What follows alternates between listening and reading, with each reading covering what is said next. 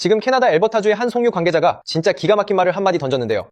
우리는 지금 전 세계에서 가장 비싼 기름을 세상에나 가장 싼 값에 팔고 있다는 아주 억울한 하소연이었습니다. 이게 도대체 어떤 상황이길래 이런 황당한 소리가 나오는 걸까요? 이란 전쟁이 길어지면서 전 세계 기름값이 그야말로 천정부지로 무섭게 치솟고 있는 지금, 사실 기름이 펑펑 나는 산유국이라면 다들 입이 귀에 걸려 있어야 정상이거든요. 실제로 사우디아라비아도, 노르웨이도, 심지어 저기 러시아까지도 이번 사태로 아주 신이 났습니다. 그런데 딱 한 나라, 세계 4위의 엄청난 산유국인 캐나다만 지금 땅을 치면서 후회하고 있죠. 캐나다가 이렇게 고생하는 이유는 바로 송유관 때문입니다. 무려 70년 전부터 송유관을 지어야 한다, 아니면 말아야 한다를 두고 정치권에서 싸우는 사이, 캐나다는 자기 나라 땅에서 펑펑 나오는 석유를 미국에만 헐값에 넘기는 아주 안타까운 신세가 되어버렸습니다. 그리고 그 어처구니 없는 대가는 지금 당장 캐나다 국민들이 받아보는 주유소 영수증에 아주 선명하게 찍히고 있죠. 오늘 이 흥미진진한 이야기 끝까지 함께 들어보시면 자원이 아무리 많아도 무조건 부자 나라가 되는 건 아니구나 하는 깨달음을 얻어가실 수 있을 겁니다. 이란 전쟁이 길어지면서 전 세계 경제에서 가장 먼저 위태롭게 흔들린 곳은 바로 호르무즈 해협이었습니다. 호르무즈 해협이라는 이름, 여러분도 아마 뉴스에서 한 번쯤은 꼭 들어보셨을 텐데요. 이곳은 페르시아만에서 인도양으로 빠져나가는 아주 좁은 바닷길인데 가장 좁은 목 부분은 폭이 겨우 33km밖에 안 되는 아주 협소한 곳입니다. 우리로 따지면 서울에서 수원까지 가는 거리 정도밖에 안 되는 정말 짧은 거리죠. 그런데 이 좁디 좁은 길로 전 세계 원유 공급량의 무려 약 20%, 그리고 액화천연가스인 LNG의 상당량이 매일같이 쉴 새 없이 지나갑니다. 사우디아라비아부터 쿠웨이트, 이라크, 카타르, UAE 같은 중동의 큰 산유국들이 기름을 팔려면 무조건 이 좁은 길을 통과해야만 하죠. 그런데 진짜 문제는 이란이 이 해협의 북쪽 해안 전체를 딱 끼고 있다는 점입니다. 이건 다시 말해서 이란이 마음만 먹으면 언제든지 이 바닷길을 꽉 막아버릴 수 있다는 아주 무서운 뜻이죠. 그리고 안타깝게도 실제로 지금 그 걱정하던 일이 현실에서 벌어지고 말았습니다. 미국과 이스라엘이 이란을 기습적으로 공격한 이후에 화가 난 이란은 호르무즈 해협을 아예 봉쇄해버렸습니다. 한 번만 그런 게 아니라 지금 여러 차례에 걸쳐서 이런 일이 반복되고 있는데요. 지금도 통행이 잠깐씩 풀렸다가 다시 꽉 막혔다가를 계속해서 반복하고 있는 아주 불안한 상태입니다. 더 무섭고 기가 막힌 점은 이란이 배들에게 새로운 통행료를 아주 당당하게 요구하고 있다는 사실입니다. 배 한 척이 지나갈 때마다 원유 1배럴당 1달러씩을, 그것도 추적이 어려운 암호화폐로 당장 내놓으라고 협박하고 있는 겁니다. 영국 BBC와 캐나다 CBC의 긴급 보도에 따르면 지금도 페르시아만 입구에는 LNG 운반선 14척이 빨간불을 받고 그대로 발이 묶여있는 안타까운 상태입니다. 한국과 일본, 그리고 파키스탄 같은 나라들은 당장 가스가 부족해서 전기를 최대한 아껴 쓰자는 절전운동까지 대대적으로 벌이고 있고요. 상황이 이렇게 심각하게 돌아가니까 전 세계 기름값이 도대체 어떻게 되었을까요? 국제 유가는 한때 배럴당 100달러라는 심리적 마지노선을 아주 가볍게 훌쩍 넘어버렸습니다. 중국의 한 유명 전망기관은 이번 전쟁이 더 길어지게 되면 유가가 배럴당 무려 150달러까지도 치솟을 수 있다고 강력하게 경고하고 나섰고요. 이걸 우리 돈으로 환산해보면 휘발유 1리터에 2,000원 시대가 정말 코앞까지 다가왔다는 아주 무시무시한 얘기입니다. 한국에서 자가용의 기름을 한번 가득 채우려고 하면 15만원에서 20만원이 그냥 눈 깜짝할 새 깨지는 수준인 거죠. 가만히 숨만 쉬어도 물가가 계속해서 올라가니 장 보러 가신 어르신들이 어제랑 가격이 또 달라졌네 라며 한숨 쉬시는 게 다 그럴 만한 이유가 있는 겁니다. 자, 그런데 여기서부터 정말 흥미롭고 신기한 일이 하나 벌어지는데요. 상식적으로 이렇게 중동에서 기름이 안 나오면 다른 산유국들이 신이 나서 축제를 벌여야 정상이잖아요. 그런데 놀랍게도 실제로 그런 상황이 지금 벌어지고 있습니다. 사우디아라비아는 그 옛날 1980년대에 미리 대비해서 만들어둔 동서 송유관, 그러니까 페르시아만 반대편인 홍해 쪽으로 기름을 바로 빼낼 수 있는 1200km짜리 거대 송유관을 가지고 있어서 호르무즈 해협이 막혀도 끄떡없이 기름을 잘 팔고 있습니다. 노르웨이는 북해에서 직접 유럽 대륙으로 송유관을 촘촘하게 연결해 두었기 때문에 가만히 앉아서 그야말로 돈을 쓸어 담고 있는 중이고요. 러시아 사정도 사실 마찬가지라고 볼 수 있습니다. 중국까지 가는 송유관과 유럽으로 향하는 송유관이 다 멀쩡히 살아있으니까 전쟁의 반사이익을 아주 톡톡히 누리고 있는 중이죠. 글로벌 투자은행들의 분석 자료를 보면 이번 이란 전쟁의 진짜 승자는 러시아와 캐나다, 그리고 노르웨이가 될 것이라고 다들 입을 모아서 예측했습니다. 자, 그런데 여기서 아주 이상하게 한 나라가 쏙 빠져 있습니다.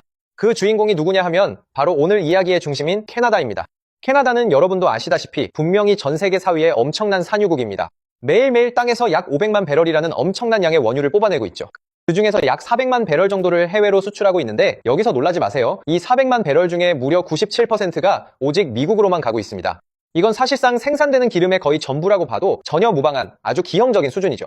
다시 말해서 캐나다는 자기 나라 땅에서 나는 그 귀한 기름을 미국이라는 단 한 나라에만 몽땅 팔고 있다는 소리입니다. 그런데 심지어 그 기름을 아주 헐값에 넘기고 있습니다. 도대체 왜 이렇게 비싼 기름을 헐값에 파는 걸까요? 이유는 정말 단순하게도 기름을 사줄 사람이 지금 미국밖에 없기 때문입니다. 미국이 야, 너희 기름 가격 너무 비싼데 좀 깎아줘 라고 하면 캐나다는 네, 그럼 알겠습니다 하고 울며 겨자 먹기로 깎아줄 수밖에 없는 아주 불리한 구조인 거죠. 왜냐하면 다른 나라로 기름을 팔고 싶어도 보낼 수 있는 길이 아예 없기 때문입니다. 이게 정확히 무슨 말인지 조금 더 자세히 설명해 드릴게요. 캐나다 서부 엘버타주에서 기름이 아주 펑펑 쏟아져 나오는데 이걸 배에 실어서 아시아나 유럽으로 보내려면 태평양 연안까지 길게 송유관을 깔아야만 합니다. 그런데 문제는 그 필수적인 송유관이 캐나다에 거의 없다는 사실입니다. 그나마 하나 있는 게 트랜스 마운틴 송유관인데 이것도 몰려드는 기름량을 감당하기엔 용량이 한참이나 부족하죠. 지난 70년 동안 캐나다 안에서 송유관을 새로 지을까 말까를 두고 정치권은 맨날 싸우고 환경단체는 결사반대하고 원주민 사회는 반발하고 주정부와 연방정부가 또 기싸움을 벌이는 사이 결국 송유관은 끝내 지어지지 못했습니다. 노던 게이트웨이 프로젝트라고 해서 정말 야심차게 추진하던 대형 송유관 사업도 결국에는 허무하게 무산되어 버렸고요. 그런 황당한 상황이 이어지는 동안 아이러니하게도 미국으로 향하는 송유관만 점점 더 굵고 튼튼해졌습니다. 결국 그 결과가 지금 어떻게 되었을까요? 캐나다 정부의 공식적인 분석에 따르면 송유관 부족 때문에 다른 시장으로 갈 길이 막혀있던 시절에 캐나다는 매년 약 40억 캐나다 달러, 우리 돈으로 무려 4조 원이 넘는 엄청난 손실을 계속 입어왔습니다. 하지만 더 충격적이고 무서운 사실은 이제부터입니다. 만약 트럼프 행정부가 캐나다산 원유에 10%의 높은 관세를 매기고 캐나다가 그걸 감당하려고 가격을 더 깎아야 한다면 손실액은 매년 약 150억 캐나다 달러, 우리 돈 약 15조 원이라는 어마어마한 금액에 달할 것이라는 분석이 나왔습니다. 그리고 지금처럼 국제 유가가 한창 높은 시기에는 그 손해보는 금액이 평소보다 훨씬 더 커진다고 하네요.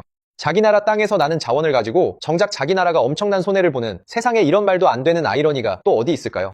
자, 그럼 지금처럼 이란 전쟁으로 호르무즈 해협이 꽉 막혔을 때 캐나다에는 도대체 무슨 일이 벌어지고 있을까요? 한국이나 일본 같은 에너지 소비 국가들은 지금 중동 말고 제발 다른 데서 기름 좀 사고 싶다라며 아주 난리가 났습니다. 실제로 한국에서도 S-오일 같은 대형 정유사들이 중동에 대한 의존도를 줄이기 위해 미국산이나 캐나다산 원유를 들여오는 방안을 검토 중이라는 소식이 한겨레 보도를 통해 세상에 알려졌죠. 캐나다 입장에서는 그야말로 하늘이 주신 천재일우의 기회가 찾아온 셈입니다. 아시아의 큰 나라들이 줄을 서서 캐나다 기름 좀 제발 우리한테 파세요 라고 애원하는 아주 유리한 상황이니까요. 그런데 정말 안타깝게도 팔고 싶어도 팔 수가 없습니다.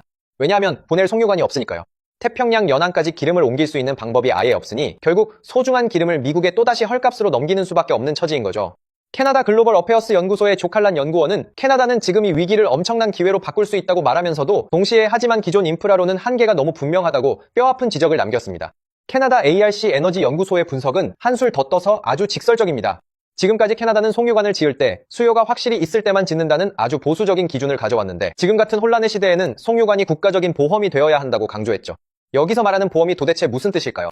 평소에는 돈이 좀 들고 비효율적으로 보일지라도 갑자기 위기가 닥쳤을 때 언제든 다른 시장으로 기름을 뺄 수 있는 보험용 인프라를 미리 갖추고 있어야 한다는 소리입니다. 저기 사우디아라비아가 1980년대에 미리 닦아둔 그 1200km짜리 동서 송유관처럼 말이죠. 그 당시에는 왜 저런 쓸데없는 데에 귀한 돈을 쓰냐는 비난이 참 많았지만 지금 사우디는 그 송유관 하나 덕분에 호르무즈가 막혀도 아무 걱정 없이 기름을 팔고 있습니다. 상황이 이렇다 보니 캐나다 안에서도 이제는 그때 비난을 무릅쓰고라도 송유관을 더 지었어야 했다는 뒤늦은 후회의 목소리가 여기저기서 터져나오고 있는 겁니다.